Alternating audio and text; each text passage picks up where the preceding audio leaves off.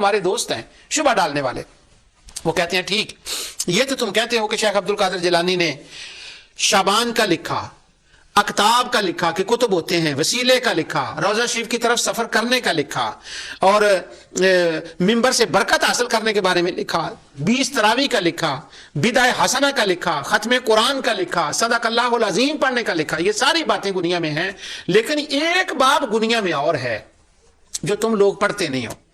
اب وہ باب اکثر و بیشتر ہمیں پڑھ کر اس کی کہیں ایک آدھ لائن جو ہے نا وہ پڑھ کر ہمیں سنا دی جاتی ہے، اور وہ لائن ہے اکثر و بیشتر ہم سنتے ہیں، اور میں اپنے بچپن کے واقعات آپ کو بتاتا رہتا ہوں۔ شرک پور شریف میں جس زمانے میں جامعہ حضرت میاں صاحب رحمۃ اللہ تعالی میں پڑھتا تھا، میرے شیخ حضرت صاحبزادہ فخر المشائخ میاں غلام احمد صاحب رحمۃ اللہ تعالی علیہ، اللہ تعالیٰ پر کروڑا رحمت نازل فرمائے، وہ اس کے تھے، ان کی زیر نگرانی وہ مدرسہ چلتا تھا۔ اس زمانے میں شرک پور شریف کے اندر ایک مسجد تھی، ایک ملکانہ گیٹ ہے، کبھی کبھی میں شرک پور کے محلوں کے نام بتاتا رہتا ہوں، اگر کوئی شرک پور میں دیکھنے والے ہو تو وہ ان کو بھی ایک یاد تازہ ہوتی ہے، ملکانہ گیٹ، اس کے باہر ایک مسجد تھی۔ تو وہاں ایک مولانا صاحب تھے، غالباً اب تو وہ فوت ہو گئے، بڑی دیر کی بات ہے۔ یہ پہلی بار میں نے بچپن میں جو آج میں گفتگو کر رہا ہوں وہ ملکانہ گیٹ شرک پور شریف کے اندر یہ بات میں نے سنی۔ ان کا نام غالباً مولوی خادم تھا۔ تو وہ ہم لوگوں کو امپریس کرنے کے لیے ہمیں سمجھایا کرتے تھے، بتایا کرتے تھے کہ وہ جو تمہارے غوث ہیں نا، جن کو تم غوث کہتے ہو، عبد القادر جیلانی ان کے ماں باپ نے ان کا نام رکھا تھا، تم نے ان کا نام بھی بگاڑ دیا، تو یہ تو شرکیہ نام ہے۔ غوث اعظم نام پر میں آگے چل کر گفتگو کسی پروگرام میں کروں گا انشاءاللہ، آج نہیں۔ تو وہ کہتے تھے ایک تو تم نے ان کا نام بگاڑ دیا، اور دوسری ان کی کتاب بھی نہیں پڑھتے۔ اس کتاب کے اندر جو کچھ تم کرتے ہو نا، اس کو تو سب کو نجائز لکھا گیا ہے۔ اب میرا بہت بچپن کا زمانہ تھا، گنیا میں نے پڑھی بھی نہیں تھی، دیکھی بھی نہیں تھی، بڑے اوائل دور کی بات ہے۔ تو میں اس بات سے بڑا ایک مجھے تردد ہوا کہ گنیا کے اندر ان باتوں کو غلط کہا گیا ہے۔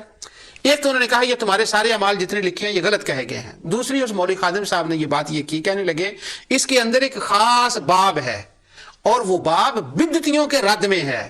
جب تم گنیا پڑھتے ہو، جس کے تم 11ویں کے چاول کھاتے ہو، کھیر کھاتے ہو، وہ سموسے کھاتے ہو، یعنی جتنی کھانے کی چیزیں ہیں نا، وہ جو ہم نہیں بھی لاتے ہیں انہوں نے ساری وہ بھی گنوا دی۔ میرا خیال تمام کھانوں کی لسٹ وہ مجھے آتی بھی نہیں، اتنی لمبی لسٹ، میں تو وہ سن کر ہی ذوق میں آ رہا تھا، اتنے اچھے کھانوں کی وہ لسٹ بتا رہے تھے، یہ 11ویں پہ کرتے، یہ کرتے، تو وہ اس طرح سے کر رہے ہو تم۔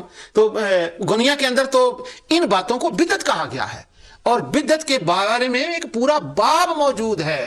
اور پھر وہ ایک الفاظ اور کہتے ہیں، یہ تو اور بھی بہت سے لوگوں سے میں نے سنا کہ اس کے اندر ایک اور بات بھی ہے، یہ 2-3 باتیں۔ تو میں 1-2 پروگراموں میں وہ جو اس زمانے بچپن کی باتیں میرے ذہن میں بیٹھی ہوئی تھی اور وہ چلتی ہیں، ممکن ہے کسی اور کو بھی اس کی ضرورت پیش آئے، تو میں ان پر وہ آج گفتگو کر رہا ہوں۔ یہ دیکھیں میں نے کتنی لمبی تمہید ½ an hour کی لگا دی اس مسئلے کے پہنچنے کے لیے۔ اس کی ضرورت یوں ہے کہ یہ بڑی اہم بات ہے۔ وہ کہتے ہیں اس کے اندر تو ایک باب ہے جو باب بدعتیوں کے خلاف ہے، تم وہ بات کیوں نہیں پڑھتے؟ انہوں نے جب یہ کہا نا کہ ساری باتیں اس میں لکھا ہے کہ یہ تم کرتے ہو بدعت ہے، اس وقت تو نہیں، بعد میں جب گنیا پڑھی تو میں حیران تھا کہ اس بندے کی اتنی جرت کہ ممبر پر بیٹھ کر یہ بات کہے کہ عبد القادر جیلانی نے سب باتوں کو نجائز اور شرک اور بدعت لکھا۔ اب میں نے تو آپ کے سامنے ساری عبارتیں پروگرام میں پڑھی ہیں، ہمارے علماء پڑھتے ہیں، بتاتے ہیں، بلکہ بہت سارے دوست ایسے ہمارے علماء کے بھی ہیں کہ وہ کسی وجہ سے گنیا کا نام ہی کم لیتے ہیں، صرف یہ جو ابھی جو میں آج اور اگلے پروگرام بتا رہا ہوں، لیکن وہ کھل کے لینا چاہیے کہ یہ باتیں شیخ عبد القادر جیلانی نے رضی اللہ عنہ نے غلط نہیں لکھا، ان کا تو انہوں نے جواز کیا ہے، ان کے کرنے کا تو انہوں نے طریقے بتائے ہیں، اور اس کے اوپر تو وہ روایات لائے ہیں، اگرچہ ان روایات کے اندر ضعف ہی ہو، حافظ ابن کثیر کے بقول وہ ہے یا نہیں، وہ ایک اجتہادی مسئلہ ہے، وہ ان کے حساب سے نہیں ہے۔ ہم کہتے ہیں جی کہ بخاری کی یہ پوری سند جو ہے، یہ کیوں آپ مانتے ہیں کہ یہ صحیح ہے؟ وہ کوئی حضور نبی صلی اللہ علیہ وسلم کے وہ سیکرٹری تو نہیں تھے؟ وہ کہتے ہیں نہیں، امام بخاری کو ان راویوں پر اعتماد ہے۔ ہم کہتے ہیں اچھا یہ راوی اگر طبرانی میں آئے تو کیا یہ راوی صحیح ہوں گے؟ وہ کہتے ہیں نہیں، اگر طبرانی میں آئے تو یہ روایت راوی صحیح نہیں۔ ہم کہتے ہیں یہ بخاری میں آئے تو کیوں صحیح ہے؟ یہ ایک ٹیکنیکل بات ہے۔ تو وہ کہتے ہیں نہیں، اس پر امام بخاری کو اعتماد تھا، یہ روایت صحیح ہے، سند پر امام مسلم کو اعتماد تھا۔ تو اگر امام بخاری اور مسلم کو کسی سند پر جزم ہو، پورا اعتماد ہو، وہ 100% شیور ہو کہ یہ سند صحیح ہے، تو وہ روایت صحیح بن جاتی ہے۔ تو اسی طرح حضور شیخ عبد القادر جیلانی رضی اللہ تعالیٰ کو اگر کسی روایت کے بارے میں یہ ہو کہ یہ روایت کم از کم حسن درجے کی ہے، یا یہ ذوق خوف اس قسم کا اس کے اندر نہیں ہے کہ اس کا بیان کرنا ناجائز پکڑا دے، تو پھر وہ روایت ان کے لیے کم از کم حجت کیوں نہیں ہوگی، ان کے مریدین اور ماننے والوں کے لیے حجت کیوں نہیں ہوگی؟ تو ایسے مسئلہ اجتہادی ہے۔ اب دوسرا بدعت کا باب کہتے ہیں اس کے اندر ہے۔ آج میں چند چیزیں اسی باب سے آپ کو پڑھ کر سناتا ہوں، اور پرانی یاد اپنے بچپن کی سنا رہا ہوں، ملکانہ گیٹ کی، کہ جو وہاں سے امام صاحب سے سنا، انہوں نے کہا اس کے اندر تو بدعت کے خلاف باب ہے۔ ایک بات انہوں نے اور بھی کہی، وہ بھی آگے میں بتاتا ہوں آپ کو۔ یہ میرے ہاتھ میں اردو ترجمہ ہے، عربی میں میرے پاس ہے، وہ میں ٹائم بچانے کے لیے یہ کر رہا ہوں کہ یہ اردو ترجمہ ہے میرے پاس بنیت الطالبین کا، اور یہ بدعت کا باب بھی سن لیں۔ اس کا ترجمہ کیا ہے ادیب شہیر حضرت شمس صدیقی بریلوی فاضل مشرقیات، فرید بک ڈپو جامع مسجد دہلی سے یہ چھپی ہے۔ اب 160 سے یہ وہ بدعت کا باب شروع ہوتا ہے۔ آگے وہ کہتے ہیں، اس کا ہیڈنگ یہ ہے کہ حضور کی رسالت اور آپ کی فضیلت امت رسول صلی اللہ علیہ وسلم، بدعت، صفات الہی، گمراہ فرقے۔ ویسے ٹائٹل سے ہی سارا پتہ چل جاتا ہے کہ جب وہ بدعتی کہہ رہے ہیں تو وہ کن کو بدعتی کہہ رہے ہیں۔ آگے انہوں نے 3-4 پیج کے اندر، 5 پیج کے اندر تقریباً انہوں نے بحث کی ہے کہ بدعتی کون لوگ ہیں۔ سب سے پہلے وہ کہتے ہیں کہ بدعتی لوگ وہ ہیں جو آقا دو جہاں صلی اللہ علیہ وسلم کے معجزات کا انکار کرتے ہیں۔ اللہ اکبر! اگر حضور کا معجزہ، اولیاء کی کرامت ان کے سامنے بیان کی جائے تو وہ کہتے ہیں کچھ بدعتی لوگ ہیں وہ سڑ بل جاتے ہیں، ان کے چہرے سرخ سیاہ ہو جاتے ہیں، مر جاتے ہیں۔ وہ کہتے ہیں تم نے ان کو، یہ لفظ نہیں ہے جو ابھی میں کہنے لگوں گا، تم نے خدا بنانا ان کو۔ تو جب حضور کے معجزات کا ذکر آتا ہے تو ان کے چہرے کھلتے نہیں ہیں، یہ ہیں بدعتی۔ یہاں سے حضرت غوث اعظم رضی اللہ تعالیٰ عنہ بدعتیوں کی بات کو شروع کر رہے ہیں۔ لوگ کہتے ہیں کہ دنیا کے اندر بدعت کا باب ہے، ہمیں کہتے ہیں پڑھو، میں ان کی داد دیتا ہوں، ہمیں پڑھنا چاہیے، بدعت کا باب پڑھنا چاہیے۔ ہم صرف زہری قصوری کا کلام پڑھتے ہیں، صرف آدم چشتی نیازی صاحب کا کلام پڑھتے ہیں، کیوں نہ پڑھیں؟ لوگوں کو بتائیں غوث اعظم نے کن کو بدعتی کہا ہے۔ وہ کہتے ہیں معجزات کے منکر، معجزات پر انکار کرنے والے، معجزات پر تان کرنے والے، معجزات کو سن کر خوش نہ ہونے والے، مصطفیٰ کا معجزہ سن کر جن کا چہرہ کھل نہ جائے، وہ نعرے نہ لگانے لگیں، وہ بدعتی ہیں۔ پہلی بدعت انہوں نے یہاں سے شروع کی ہے۔ حضور نبی کریم صلی اللہ علیہ وسلم کے معجزات، آگے وہ خلفاء کا بیان کرتے ہیں، چند انہوں نے وہ معجزات بھی لکھے ہیں، اور پھر معجزات کا حضرت غوث اعظم رضی اللہ عنہ نے قابل کیا ہے کہ کس طرح سے حضرت عیسیٰ کا معجزہ تھا، حضور کا، حضرت موسیٰ کا، حضور کا، ان معجزات کا تقابل ہے۔ آگے وہ کہتے ہیں خلافت راشدہ، کہتے ہیں 4 خلیفے ہیں، خلفائے راشدین، سیدنا ابو بکر صدیق، حضرت عمر فاروق، حضرت عثمان، حضرت علی رضی اللہ عنہ۔ وہ کہتے ہیں کچھ لوگ ان کی جب شان بیان کی جاتی ہے تو ان کے پیٹ میں درد ہوتا ہے، وہ جن کے پیٹ میں درد ہونا ابو بکر صدیق کا نام سن کر، عمر کا نام سن کر، عثمان کا نام سن کر، علی کا نام سن کر کہتے ہیں وہ بدعتی ہیں جو خلفائے راشدین کی شان کو نہیں مانتے یا سن کر وہ خوش نہیں ہوتے۔ حضور کی شان اور خلافت راشدہ کا باب۔ پھر انہوں نے حضرت ابو بکر صدیق رضی اللہ تعالیٰ عنہ کے فضائل بیان کیے ہیں۔ اب جب فضیلت کی حدیثیں آتی ہیں اس میں کوئی روایت ضعیف بھی آ جاتی ہے، صحیح بھی ہوتی ہیں، یہ تمام محدثین کا طریقہ کار ہے۔ امام ترمذی کا یہ طریقہ کار ہے کہ وہ روایت کو لکھتے ہیں، ساتھ کہتے ہیں کہ یہ روایت ضعیف ہے، اور پھر ایک لسٹ دے دیتے ہیں کہ ضعیف ہونے کے باوجود اس کے اوپر فلاں فلاں فلاں محدثین اور فقہاء کا اور اہل علم کا عمل ہے۔ یہ بہت عام بات ہے جو میں آپ کی خدمت میں عرض کر رہا ہوں۔ پھر سنیں، امام ترمذی حدیث لاتے ہیں، بیان کرتے ہیں کوئی واقعہ، پھر اس کی سند پر بحث کرتے ہیں کہ یہ ضعیف ہے، اور ساتھ اہل علم کا اس کے اوپر عمل بیان کرتے ہیں۔ اس سے یہ ثابت ہوتا ہے کہ ضعیف حدیث ہو اور اس پر عمل جائز ہے، کیوں؟ محدثین اور اہل علم اس کے اوپر عمل کرتے ہیں۔ اب فضیل ابو بکر صدیق میں، یہ حضرت علی، حضرت عثمان، حضرت عمر رضی اللہ عنہ کی فضیلت میں یہ جتنی وہ باتیں لائے ہیں، اگر ان میں کوئی ضعیف رہت بھی ہو جائے تو کیا ہے، اس میں کیا فرق پڑتا ہے؟ آگے خاص کر کے یہ چاروں کا بیان کرنے کے بعد اب وہ حضرت علی رضی اللہ تعالیٰ پر آتے ہیں اور کہتے ہیں، فرماتے ہیں کہ حضرت علی رضی اللہ تعالیٰ عنہ کی بیعت صحابہ نے کی، آپ امام برحق تھے، خارجیوں کو بڑی درد ہوتی ہے جب وہ مولا کائنات کا نام سنتے ہیں۔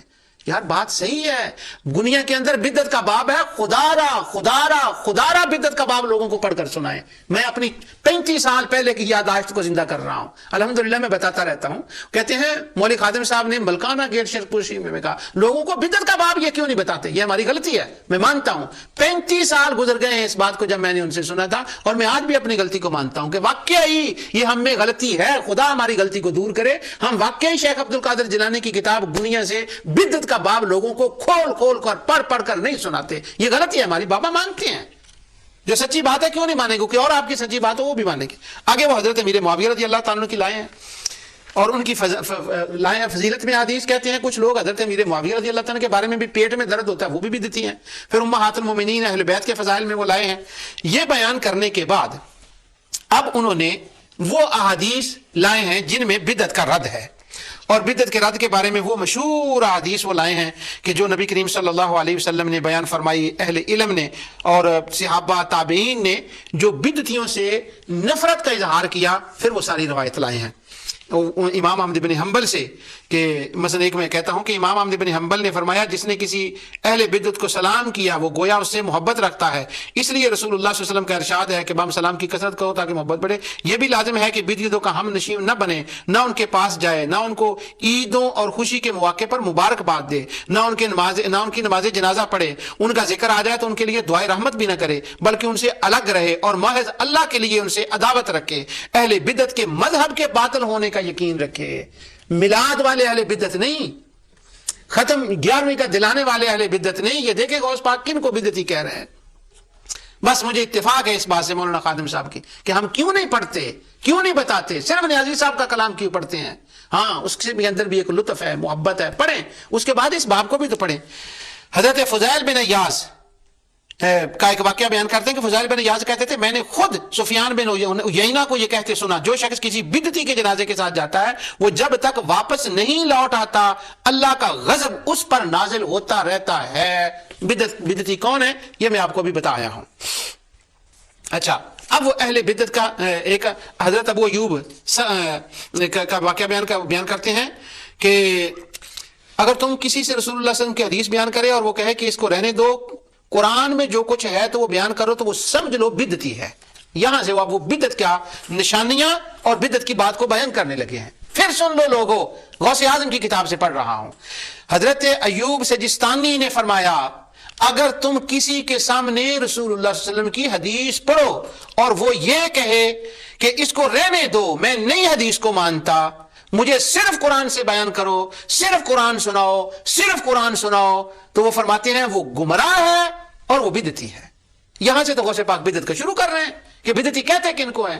ہمارے خام خواہ شبہ ڈالنے والے دوستوں نے جو صدق اللہ العظیم کہے وہ بدعتی، جو روزہ شریف پر جا کر قرآن ختم کرے وہ بدعتی، جو احرام سے پہلے نفل پڑھے وہ بدعتی، اور یہ لگاتے یہ باتیں ان کے اوپر ہے۔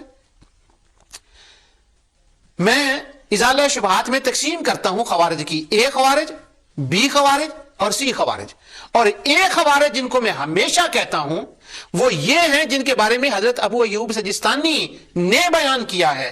اور اگر بہت پرانی بات ہو گئی کسی کو کہاں یاد ہوگا، میں نے ایک پروگرام کیا تھا، وہ جو بدعت کے رد میں حدیث ہیں یہ میں نے ابن ماجہ سے، ابو داؤد سے، ترمذی سے یہ حدیثیں میں نے وہاں بھی پڑھی تھی، اور میں نے بتایا تھا کہ نبی کریم صلی اللہ علیہ وسلم نے فرمایا ان قریب وقت آئے گا میرے بعد لوگ گمراہ پیدا ہوں گے، وہ تم ان کے سامنے حدیث پیش کرو گے وہ حدیث کو نہیں مانیں گے، وہ کہیں گے صرف قرآن لاؤ، اور نبی کریم صلی اللہ علیہ وسلم نے فرمایا وہ گمراہ ہوں گے، وہ اہل الہوا ہوں گے، وہ اہل البدع ہوں گے۔ امام احمد بن حنبل ان کو اہل البدع کہتے ہیں، امام شافعی ان کو اہل البدع کہتے ہیں، بخاری مسلم پوری پڑھ لیں وہ ان کو اہل البدع کہتے ہیں جو گمراہی کی اعتقادی ہو، پھر تو بندہ مرتد ہو گیا نا، وہ دوسری بات ہے اعتقادی باتوں میں۔ کہ دوسرے نمبر پر جو ظنی عقائد کے بارے میں بات کر رہا ہوں تو وہ اہل بدعت ہے۔ آگے حضرت غوث پاک رضی اللہ عنہ فرماتے ہیں اہل بدعت کی بکثرت نشانیاں ہیں، سن لو سائن، کیا سائن ہے اہل بدعت کے جن سے وہ پہچانے جاتے ہیں؟ ایک علامت تو یہ ہے کہ وہ محدثین کو برا کہتے ہیں، ان کو حشویہ کا جماعت کا نام دیتے ہیں، اور ان محدثین جو حدیث پر کام کرتے ہیں ان کو وہ زندیق کہتے ہیں، اور ان کا مقصد ابطال حدیث ہے.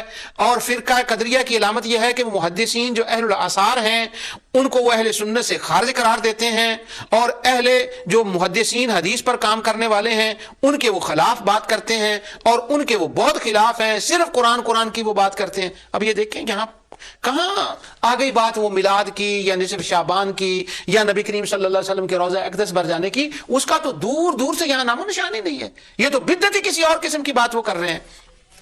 آگے وہ کہتے ہیں اول فصل میں ان صفات انسانی اخلاق اور عیوب کا بیان ہے جن کا اطلاق ذات باری تعالیٰ پر صحیح نہیں، اور دوسری فصل میں ان گمراہ بدعتیوں فرقوں کا بیان ہے جو ہدایت کے رستے سے بھٹک گئے اور جن کی حجت قیامت اور محاسبہ کے دن باطل ہوگی.